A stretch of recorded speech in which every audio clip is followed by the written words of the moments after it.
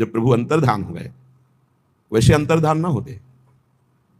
एक बार करुणा कर दी तो अंतर्धान होने की जरूरत क्या थी?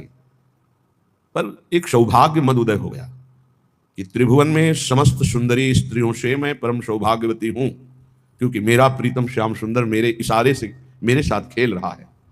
बस ये बात ठीक है, त्रिभुवन में वैसे ही पूज्य हैं ये, वैसे ही सर्ववंदनीय है, पर प्रभु को ये बात अच्छी नहीं लगी। जैसे कोई कहे कि मेरे जैसा कोई भजनानंदी त्रिभुवन में, ये प्रभु को अच्छा नहीं लगेगा।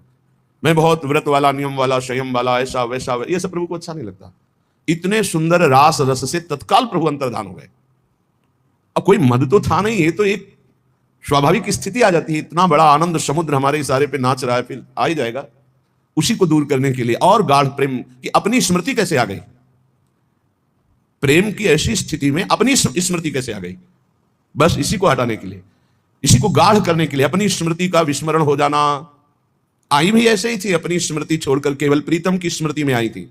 आई ब्रजनारी सुनत बंसी रो गृहपति बंधु बिसारे।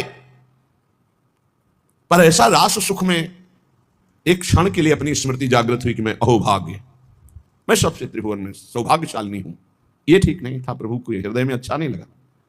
जे भी अंतर ध्यान हुए, भारी व्याकुलता, एक एक लता से पूछती, तुलसी जी से पूछती, भूमि से पूछती। जब देखा प्रभु नहीं मिले, तब लीलानुकरण करती है। गिरिराज जी को उठाने की लीला, चुनरी तान करके, एक गोपी भावावेश में, दूसरी को कालिया मर्दन की लीला, कोई कोई विविध प्रकार की लीलाएं। लीलानुकरण करने पर भी प्रभु का साक्षात्कार जब नहीं हुआ तो विवश हो गए। विवश केवल रुदन करता है। अब जब कोई साधन बल नहीं बचा, जब किसी भी तरह से कोई उपाय नहीं बचा, कैसे प्रभु को प्राप्त करूं, और उनके बिना जीवन नहीं, तो रुदु सुस्वरम राजन, कृष्ण दर्शन लाल। फिर हृदय से जो रुदन हुआ तो प्रभु को कहीं आना जाना थोड़ी था। वहीं तासा महावीर, उन्हीं के बीच में आविर्भाव हो गया। तासा महावीर भूत शौरी स्मय मान मुखाम्बुजा पीतांबर धरा सर्गवी साक्षात मनमत। ऐसा सुंदर रूप प्रभु का, करोड़ करोड़ कामदेव मूर्छित हो जाए, ऐसा सुंदर नव किशोर अवस्था।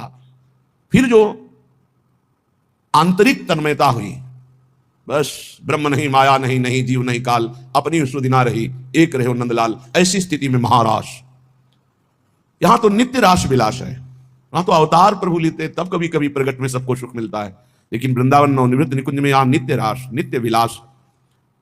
जब उपासक हार जाता है, आर्त भाव से क्रंदन करते हुए प्रभु को पुकारता है, यह विशेष कृपा होती है।